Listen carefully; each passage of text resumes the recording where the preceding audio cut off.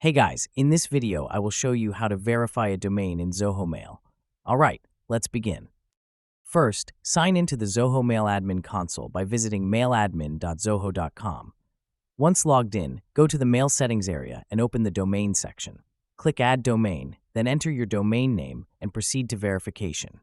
Zoho offers multiple verification methods. If you're using providers like GoDaddy, you can use the one-click verification. Log into your DNS, authenticate, and Zoho will verify it automatically.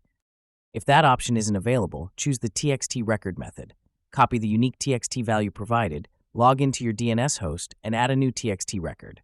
Set the host to @ and paste the value. Save it, then return to Zoho and click Verify TXT. You can also use the CNAME method. Zoho gives you a CNAME name and destination. Add this record in your DNS provider and confirm in Zoho. So that's basically how you can verify a domain in Zoho Mail. That's it for this video.